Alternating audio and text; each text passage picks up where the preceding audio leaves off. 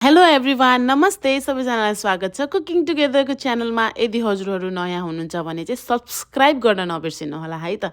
र आजको रेसिपीमा छ चाउमिन।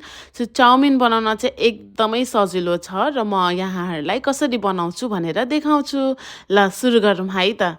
पहिला चाहिँ मैले मजाले चाउमिनलाई पानीमा एकैछिन उमाल्न राखिदिएँ र त्यसपछि मैले गाजर बन्दा र रातो बन्दा र हरियो बन्दा दुइटै लिएकी छु र खुर्सानी चाहिँ हजुरहरूलाई कति मनपर्छ त्यही अनुसारले हाल्नु होला। र मैले चाहिँ चिकन चाउमिन बनाउन लागेको भएर चिकन प्याज लसुन मसिनो गरेर काटेको र मसरुम लिएको छु। अब हजुरहरूलाई चाहिँ के भेजिसहरू एड गर्न मन लाग्छ हजुरहरूले त्यही अनुसार हाल्न सक्नुहुन्छ। र फर्स्टमा चाहिँ म मजाले तेललाई तताएर यो चिकनलाई मजाले पाकुन्जेल एकदमै रातो हुने गरी फ्राई गर्छु। यो चिकनलाई चाहिँ राम्रोसँग फ्राई गर्नुपर्छ, त्यो भयो भने चाहिँ यो एकदमै मिठो र स्वादिलो बन्न जान्छ। र मैले चाहिँ यो चिकनलाई 5 देखि 10 मिनटसम्म फ्राई गरेँ र यो 10 मिनटपछि चाहिँ यो यतिको रातो भएर आयो।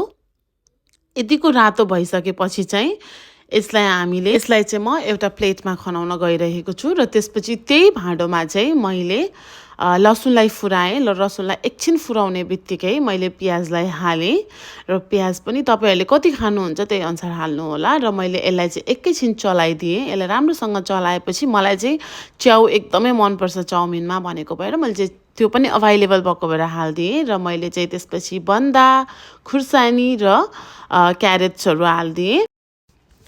यसपछि मैले चाहिँ रातो बन्दा पनि राखिदिएँ, रातो बन्दा र त्यसपछि मैले मजाले यसलाई चलाइदिएँ। त्यसपछि मैले स्वादअनुसार नुन राखेँ।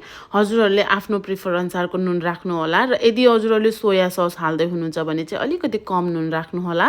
र मैले चाहिँ यसमा मरिच पनि अलिकति हालिदिएँ र पालो आयो चाउमिनको। र यो चाउमिन पनि इन्स्ट्यान्ट भएको भएर धेरै बेर पकाउन पनि नपर्ने थियो।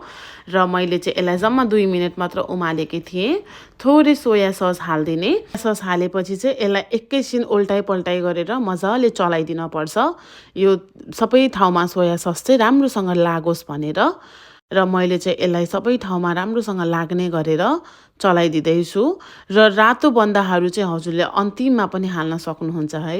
र यो चाहिँ मसँग जे उपलब्धि छ त्यही हालेँ। मसँग चाहिँ अभाइलेबल भनेको यो एउटा पिरो पिरो खालीको सस थियो र मैले चाहिँ यो पनि हालिदिएँ। र चिकनलाई चाहिँ मैले लास्टमा हालेर अनि त्यसपछि स्प्रिङ अनियन हालेर मैले यसलाई मजाले चलाइदिएँ र मेरो चाउमिन रेडी। र हजुरहरू पनि यस्तै गरी घरमा बनाएर खानु होला है त। See you in my next video. Till then take care and happy cooking. By.